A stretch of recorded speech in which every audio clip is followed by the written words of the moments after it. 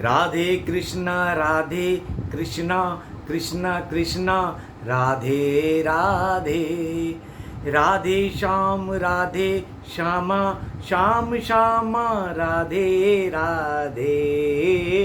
मित्रों, आप सबका मित्र सखा दोस्त मस्त दीपक, बिंदास दीपक, श्री हरि का दास दीपक एक बार फिर हाजिर है अपने इस YouTube चैनल श्री हरि का दास दीपक। और आज बात होगी एक बहुत ही खूबसूरत सवाल पर, जो कि एक भक्त ने दास से पूछा है कि स्वर्ग में आखिर होता क्या है और हमें स्वर्ग कैसे मिलता है।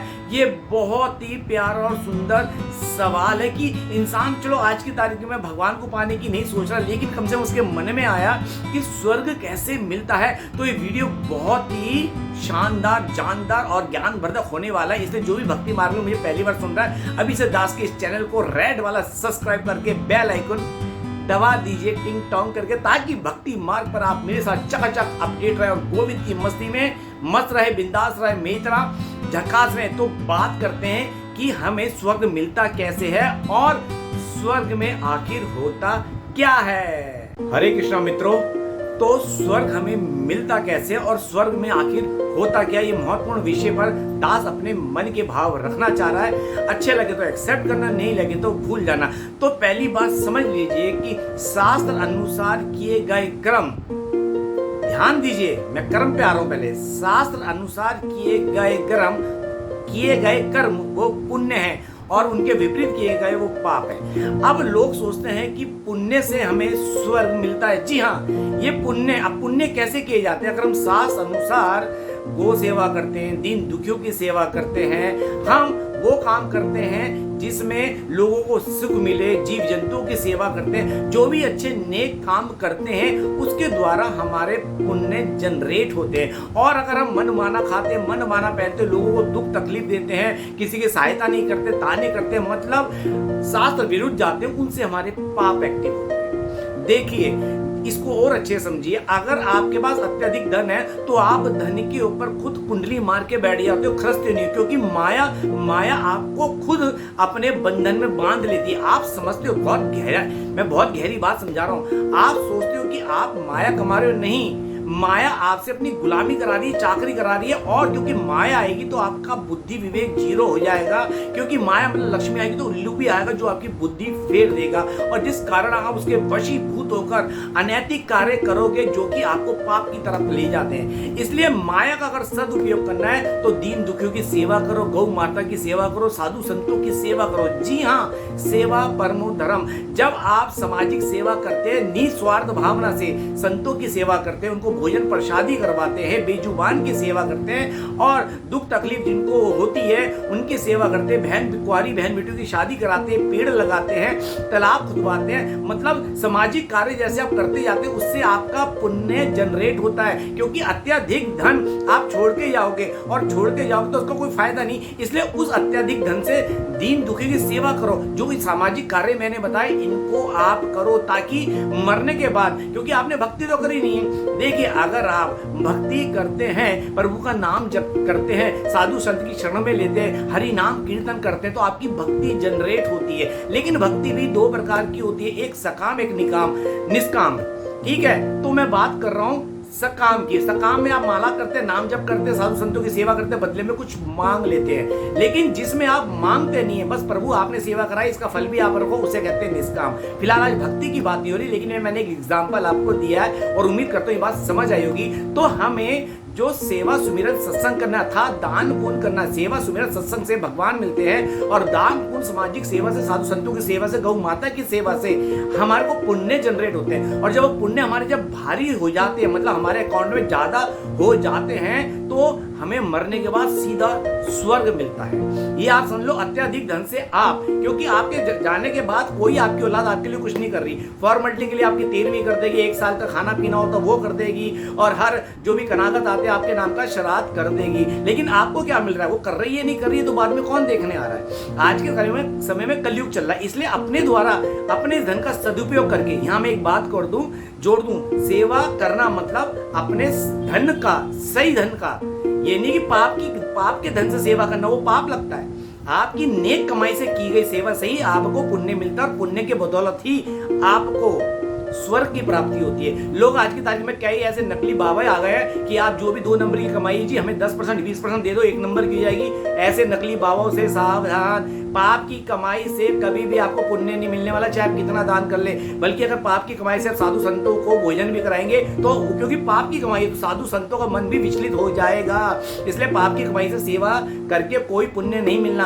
आपकी नेक कमाई, चाहे वो आपकी नौकरी की हो, चाहे व्यापार की हो, आपकी नेक कमाई का हिसाब करें, इस नेक काम में लगाते तो यकीनन आपके पुण्य बढ़ेंगे और प्रभु की कृपा हुई तो आपको स्वर्ग मिलेगा। इसे कहते हैं स्वर्गवास। और जब हम मर जाते हैं, जब हमें स्वर्गवास मिलता है तो हमें स्वर्ग का एक अलग शरीर मिलता है। यहां तक आप समझ गए कि हमें स्वर्ग कैसे मिलता है? हमारे नेक कार्य की बदौलत, दान पुण्य, जीव जंतु की सेवा, साधु संतों की सेवा, गौ माता की सेवा, अर्थात निष्काम भाव से की गई सेवा, उसमें कुछ फल नहीं मांगा, उससे हमें प्रभु स्वर्ग देते हैं। इसको समझ लो, स्वर्ग को पाना कितना सरल है कि सिर्फ और सिर्फ आपने सेवा करनी है। ये नहीं कि इसके बाद धन नहीं है, नहीं, तब भी सेवा करें। धन से तो धनवानों के लिए बताया, जिसके बाद धन नहीं है वो भी गौ माता की सेवा करे, वो भी दिन दुखों की जितनी हो सके सेवा करे, साधु संतों की सेवा करे, उनके शरणागत रहे, तब भी उसको भी स्वर्ग प्राप्ति हो सकती है हरि कृपा से। तो स्वर्ग का तो सबसे सरल माध्यम मैंने आप बता दिया कि सेवा सबसे सरल है निष्काम भाव से। अब स्वर्ग में होता क्या है? पहली बात, आप पहुंच गए स्वर्ग, आपको पता चल गया स्वर्ग मिलता कैसे। अब स्वर्ग में होता क्या है? स्वर्ग में सिर्फ भोग ही भोग है। जी हाँ, जो आप इस संसार में भोग भोग रहे हो वही स्वर्ग में। अब यार मैं क्लियर आपको बता रहा हूँ, भोग मतलब हर तरीके का भोग। वहां पे भोगा हुआ भोग ना हमें उसको पाप लगता है ना पुण्य लगता है, क्योंकि हमें वो एक प्रभु ने एक तोहफा दिया है, इनाम, कि जा तूने बहुत अच्छे काम करे और जा स्वर्ग में, जा कुछ दिन स्वर्ग में बिता, और स्वर्ग में बिताकर जो भी तेरे को तेरे कर्म अनुसार, स्वर्ग अनुसार जो भी तेरे को भोग मिलता है उसे भोग। अब यार बात मैं कुछ समझाना चाहता हूँ।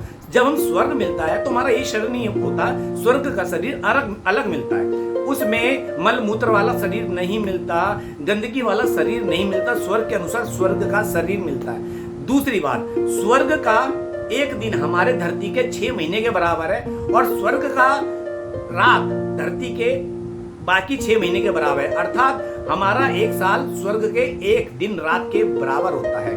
अब आपके कर्म अनुसार आपको 10 साल का स्वर्ग मिला है, 100 साल का मिला, 1000 साल का मिला है, वो आप भोगते हो।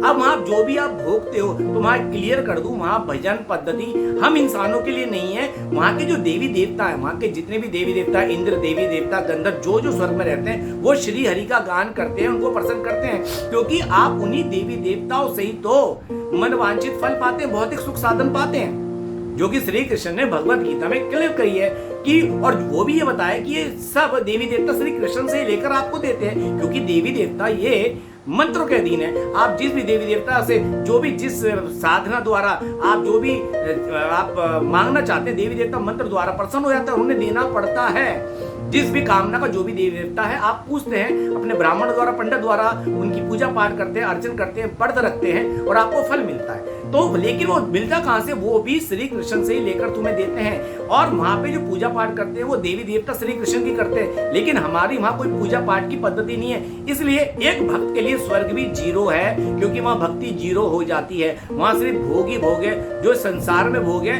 वही आपको आपके कर्म अनुसार वहां भोग मिलता है। कोई टॉप क्लास का भक्त होता है जिसे स्वर्ग मिलता है, वहां भी श्रेणी होती है, 1st क्लास का, 2nd क्लास का, 3rd क्लास का, हर एक को उसके कर्म अनुसार 100 वर्ष का, 1000 वर्ष का, 500 वर्ष का स्वर्ग में रहने का अवसर प्राप्त होता है।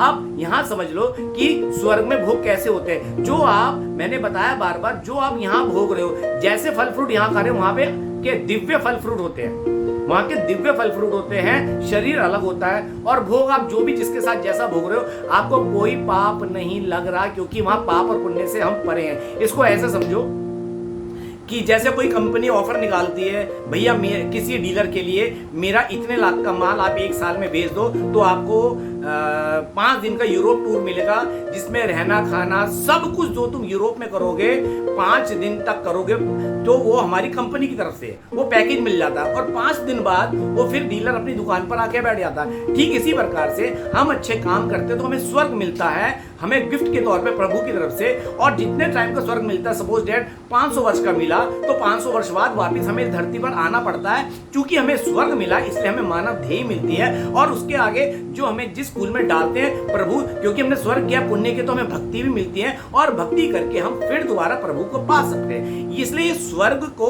भक्ति मार्ग में तो अवरोध कहा गया है कि भक्ति मार्ग में रुकावट है। हमें स्वर्ग की चाह नहीं करनी चाहिए, हमें भक्ति करके प्रभु को पाना है।